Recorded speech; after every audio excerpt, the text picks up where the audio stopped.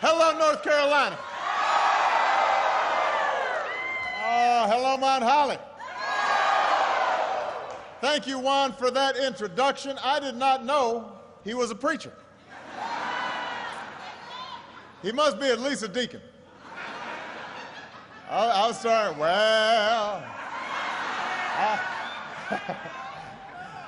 he was starting to get the spirit up here. I'm going to take Juan on the road to introduce me everywhere. Can I hear an amen? Amen. I want to thank Mark Hernandez, Ricky McDowell, and Mark Dom for hosting us and being such great tour guides. Thank you so much, everybody. Give them a big round of applause. We've got a few outstanding North Carolinians in the house. You've got your governor, Bev Perdue, is here. Your mayors, Brian Huff and Anthony Fox, are here. Two outstanding congressmen, Mel Watt and Heath Schuler, are here. Thank you all for being here. It is good to be in North Carolina. Anthony Fox pointed out that I decided to wear a tie that could be a Tar Heel, but it's got a little Duke color in there too. So I didn't want to get in trouble with anybody, so I was hedging my bets. I always tell people, I am one of the best advertisers for North Carolina. I love this state. Love this state. Everybody here is so nice, so welcoming. Even the folks who don't vote for me, they're nice to me. They usually wave 5 fingers.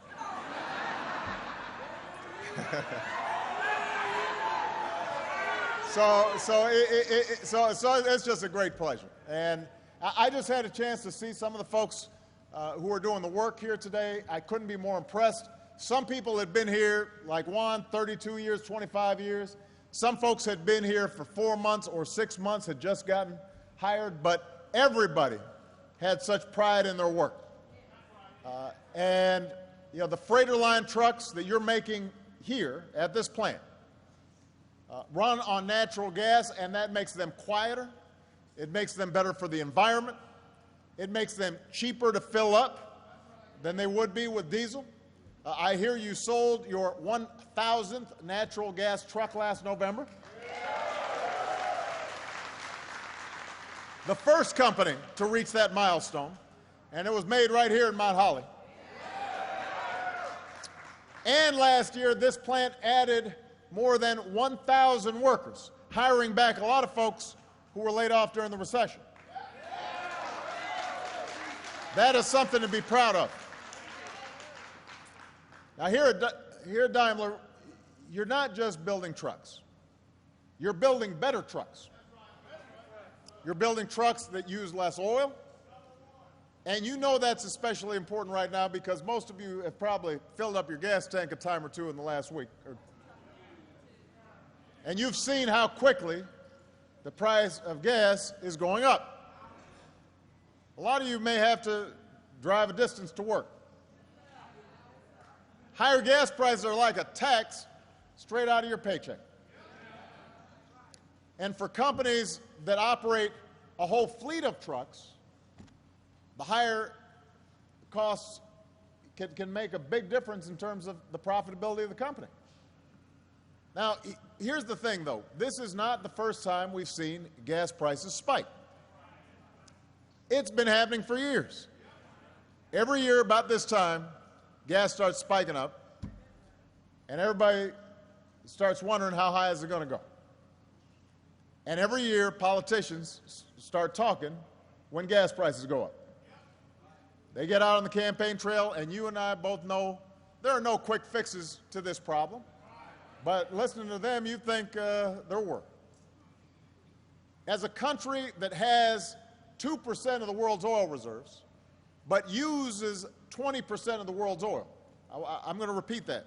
We've got 2% of the world oil reserves. We use 20%. What that means is, as much as we're doing to increase oil production, we're not going to be able to just drill our way out of the problem of high gas prices. Anybody who tells you otherwise either doesn't know what they're talking about or they aren't telling you the truth. Here is the truth. If we are going to control our energy future, then we've got to have an all-of-the-above strategy. We've got to develop every source of American energy, not just oil and gas, but wind power and solar power, nuclear power, biofuels. We need to invest in the technology that will help us use less oil in our cars and our trucks, in our buildings, in our factories. That's the only solution to the challenge, because as we start using less, that lowers the demand, prices come down. It's pretty straightforward. That's the only solution to this challenge. And that's the strategy that we've now been pursuing for the last 3 years. And I'm proud to say we've made progress. Since I took office, America's dependence on foreign oil has gone down every single year. In fact, in 2010, it went under 50% for the first time in 13 years. Now, you wouldn't know it from listening to some of these folks out here. Some of these folks.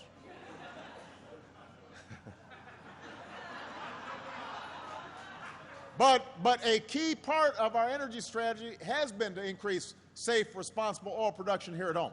Under my administration, America's producing more oil today than any time in the last 8 years. Under my administration, we've quadrupled the number of operating oil rigs to a record high. We've got more oil rigs operating now than we've ever seen. We've opened up millions of new acres for oil and gas exploration. We've approved more than 400 drilling permits that follow new safety standards after we had that mess down in the Gulf. We're approving dozens of new pipelines.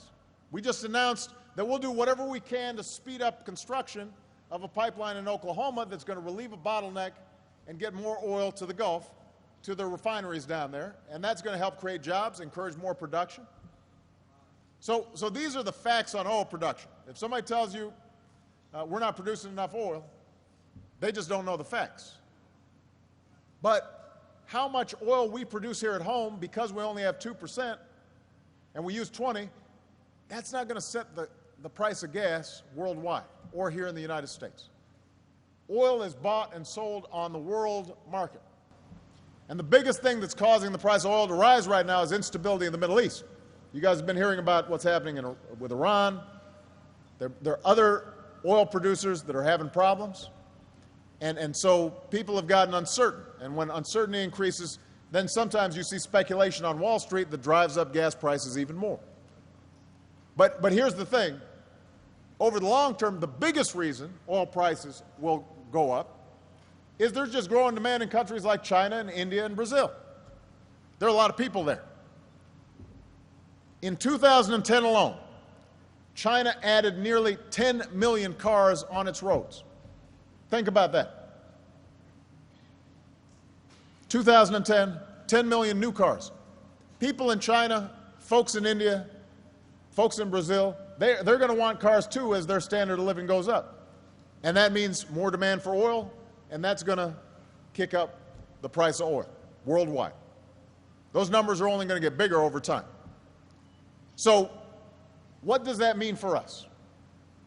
It means we can't just keep on relying on the old ways of doing business. We can't just rely on fossil fuels from the last century. We've got to continually develop new sources of energy, and that's why we've made investments that have nearly doubled the use of clean, renewable energies in this country. And thousands of Americans have jobs because of it. It also means we've got to develop the resources that we have that are untapped, like natural gas. We're developing a near 100-year supply of natural gas, and that's something that we expect could support more than 600,000 jobs by the end of the decade. And that's why we've worked with the private sector to develop a high-tech car battery that costs half as much as other batteries and can go up to 300 miles on a single charge. Think about that. That'll save you some money at the pump. And that is why we are helping companies like this one right here and plants like this one right here to make more cars and trucks that use less oil. And when I ran for office, I went to Detroit and I gave a speech to automakers where I promised that I was going to raise fuel standards on our cars so that they go further on a gallon of gas. I said we should do the same thing on trucks. I have to tell you, when I said it, I didn't get a lot of applause in the room, because there was a time when automakers were resisting higher fuel standards because change isn't easy. But you know what? After 3 decades of not doing anything, we got together with the oil companies. We got together with the unions. We got together with folks who usually do not see eye to eye, and we negotiated new fuel economy standards that are going to make sure our cars average nearly 55 miles per gallon by the middle of the next decade. That's nearly double what they get today. Nearly double. Now, because of these new standards for cars and trucks, they're all going to be able to go further and use less fuel every year. And that means pretty soon you'll be able to fill up your car every 2 weeks instead of every week. And over time, that saves you, a typical family, about $8,000 a year. You like that, don't you? $8,000, that's no joke. We can reduce our oil consumption by more than 12 billion barrels. And thanks to the super truck program that we've started with companies like this one, trucks will be able to save more than $15,000 in fuel costs every year. Think about that, $15,000. Looks like somebody might have fainted up here. If we got some of the EMS, somebody. Don't worry about, folks do this all the time in my meetings. I mean, you always got to eat before you stand for a long time. That's a little tip, but they'll be okay. Just make sure that, give them a little room.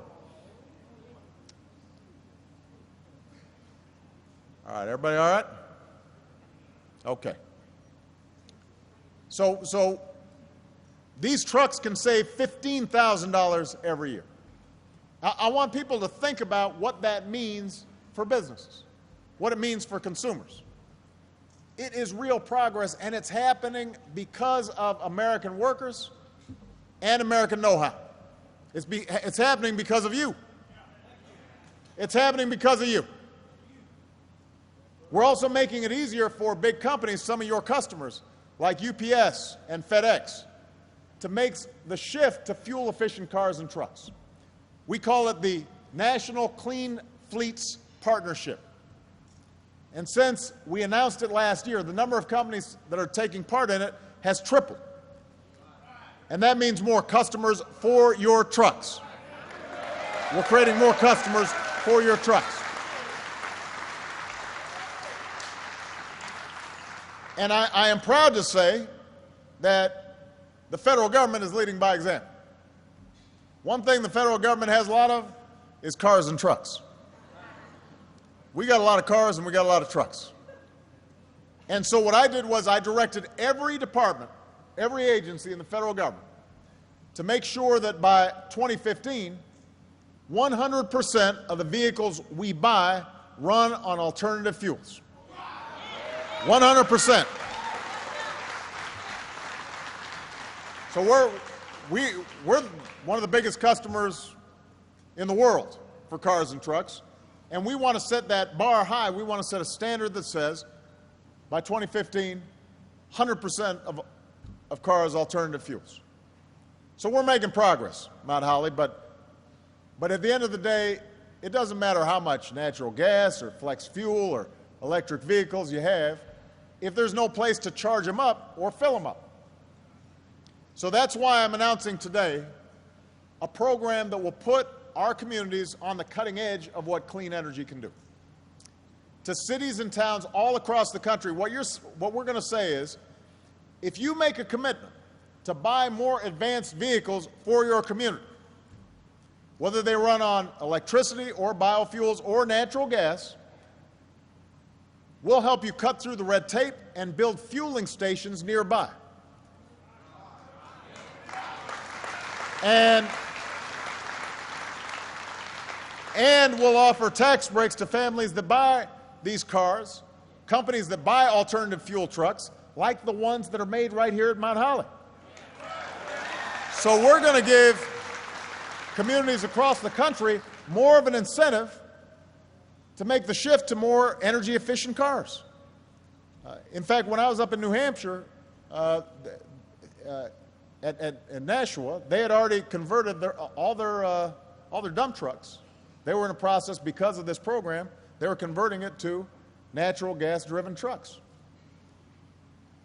This is something that we did in education. We called it Race to the Top. We said, we'll put in more money, but we want you to reform. We're going to give you an incentive to do things in a different way. And if we do the same thing with clean energy, we can save consumers money and we can make sure the economy is more secure. So we've got to keep investing in American-made energy, and we've got to keep investing in the vehicles that run on it. That's where our future is. And in order to continue this progress, we're going to have to make a choice. We've got to decide where our priorities are as a country. And that's up to all of you. And I'll give you an example. Right now, $4 billion of your tax dollars go straight to the oil industry every year. $4 billion in subsidies that other companies don't get. Now, keep in mind, these are some of the same companies that are making record profits every time you fill up your gas tank. We're giving them extra billions of dollars on top of near record profits that they're already making. Anybody think that's a good idea? No. Me neither. It doesn't make any sense. The American people have subsidized the oil industry long enough. They don't need the subsidies. It's time to end that taxpayer giveaway to an industry that's never been more profitable, invest in clean energy that's never been more promising. So I called on Congress to eliminate these subsidies right away. There's no excuse to wait any longer. And we should put every member of Congress on record. They can stand up for the oil companies, or they can stand up for the American people and this new energy future. We can place our bets on the fuel of the past, or we can place our bets on American know-how and American ingenuity and American workers like the ones here at Daimler. That's the choice we face. That's what's at stake right now. So, you know, in between shifts, get on the phone or email or send a letter or tweet your member of Congress. Ask them where they stand on this, because it will make a difference. And you'll know where I stand on this. Let's make sure our voices are heard. You know, the next time you hear some politician trotting out some three-point plan for $2 gas, you let them know we know better. Tell them we're tired of hearing phony election year promises that never come about. What we need is a serious, sustained, all-of-the-above strategy for American-made energy, American-made efficiency, American innovation, American fuel-efficient trucks, American fuel-efficient cars. We may not get there in one term.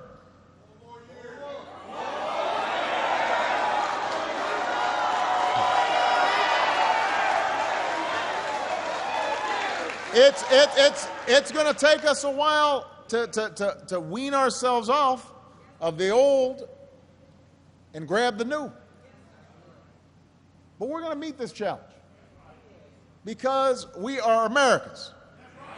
Our destiny is not written for us, it is written by us. We decide what that next chapter is going to be.